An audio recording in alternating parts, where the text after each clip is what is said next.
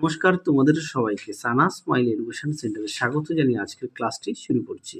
আজকে তোমাদের সঙ্গে আলোচনা করব তোমরা যারা পঞ্চম শ্রেণীর প্রথম পর্যায়ক্রমিক মূল্যায়ন পরীক্ষা দেবে 2026 সালে তোমাদের জন্য রায় ও মার্টিন প্রশ্ন বিচিত্রা থেকে আজকে সমাধান করব পঞ্চম শ্রেণীর পরিবেশ বিষয়ে মডেল নাম্বার 4 অর্থাৎ 4 নম্বর স্কুলের যে সমস্ত ছোট ও বড় প্রশ্নগুলি আছে তার সমস্ত প্রশ্নের উত্তরের সমাধান করে দেখাবো।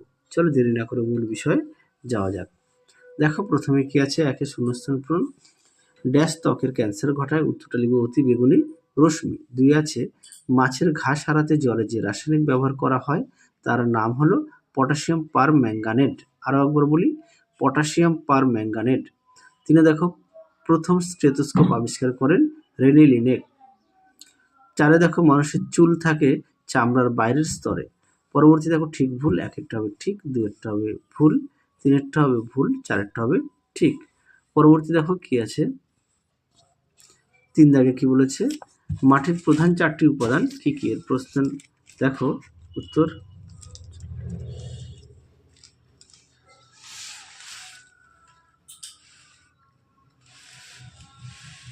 দেখো মাটির উপাদানগুলি এখানেও সুন্দর করে দেওয়া আছে, তোমরা অবশ্যই পড়ে নিয়ে লিখবে। পরবর্তী প্রশ্ন দেখো, ভূমিক্ষয়ের 2টি কারণ লেখো। দেখো প্রশ্নের উত্তর।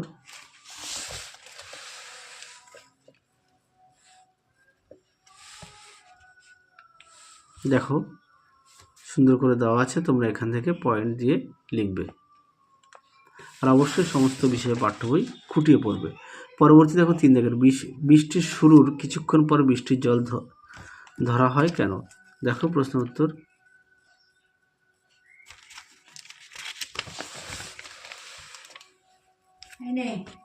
দেখো প্রশ্নের উত্তর, তোমরা এখান থেকে এই পর্যন্ত উত্তরটি লিখবে। পরবর্তী প্রশ্ন দেখো 4 দাগের, কলেরা রোগ কোন ব্যাকটেরিয়ার কারণে হয়? উত্তরটা লিখবে ভিব্রিও কলেরে। পরবর্তী প্রশ্ন দেখো কি আছে, 5 দাগের, গাছের খাদ্য তৈরিতে কি কি উপাদান লাগে? উত্তরটা লিখবে সূর্যের আলো, কার্বন ডাইঅক্সাইড, ক্লোরোফিল। আরও একবার বলি, সূর্যের আলো, কার্বন ডাইঅক্সাইড, ক্লোরোফিল। পরবর্তী দেখো 3-এর সাথে একটি জৈব সার লিখবে গোবর সার, একটি রাসায়নিক সার লিখবে ইউরিয়া। পরবর্তী দেখো কি আছে 8-এ, 2টি খনিজ উপাদানের নাম লেখো যা পুষ্টির জন্য উদ্ভিদ মাটি থেকে সংগ্রহ করে। উত্তরটা লিখবে নাইট্রোজেন ও ফসফরাস।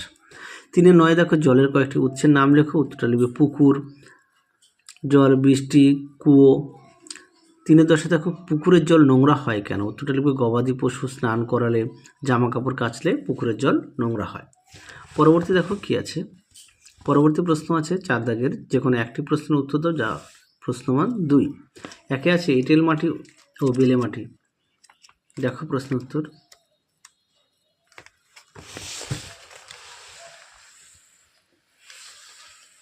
দেখো এঁটেল মাটি আর বেলে মাটির সম্পর্কে দেওয়া আছে, তোমরা অবশ্যই পড়ে নিয়ে লিখবে। দেখে নাও।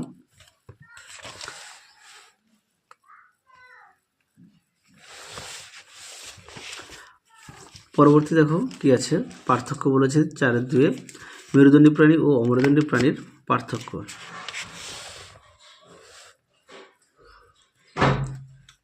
দেখো মেরুদণ্ডী প্রাণী আর অমেরুদণ্ডী প্রাণীর পার্থক্য সুন্দর করে দেওয়া আছে, তোমরা অবশ্যই পড়ে নিয়ে লিখবে। পরবর্তী দেখো কি আছে, সে একটি গাছের ছবি বলেছে, এটা তোমাদের পাঠ্য বইতে সুন্দর করে দেওয়া আছে, সেই কারণে আর দেখালাম না। হ্যাঁ, পরবর্তী দেখো হৃৎপিণ্ডের ছবি এঁকে মহাধমনী ও ফুসফুসীয় ধমনী চিহ্নিত করো। দেখো এই প্রশ্নের উত্তরটাও তোমাদের পাঠ্য বইতে আছে, তাও দেখিয়ে দিই। দেখো কি বলেছে, দেখো মহাধমনী আর ফুসফুসীয় ধমনী, দেখে নাও। পরবর্তী দেখো কি আছে, এবার দেখো 6 জায়গায় টিকা লেখো যক্ষা রোগ। দেখো প্রশ্নের উত্তর।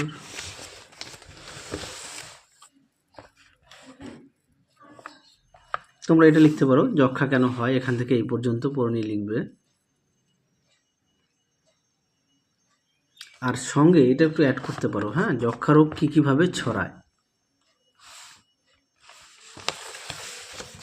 পরবর্তী দেখো কী আছে, হিউমাস। দেখে নাও প্রশ্ন উত্তরটি। হিউমাস বা বোধ মাটি বা বোধ মৃত্তিকা, দেখে নাও, এখান থেকে এই পর্যন্ত উত্তরটি লিখবে। পরবর্তী প্রশ্ন দেখো কী আছে, সাথে বলেছে প্রদত্ত ছবির ক্ষোভগুলি কোথায়, হার কোনগুলি তা লেখো। দেখো এখানে দেওয়া আছে, এটা ক, এটা হবে হিউমেরাস। তারপর এটা হচ্ছে খ রেডিয়াস, আর এটা হচ্ছে গ আলনা, আর এটা হবে ঘ, দেখো এটা হবে ফিমার। তাহলে আশা করি তোমরা দেখে নিয়েছো। তাহলে চলো আজকের মতো এখানেই সমাপ্ত করছি। আবার দেখা হবে খুব শীঘ্রই তোমাদের পরবর্তী ভিডিওতে। তোমরা সবাই সুস্থ থেকো, ভালো থেকো। আজকের মতো টাটা।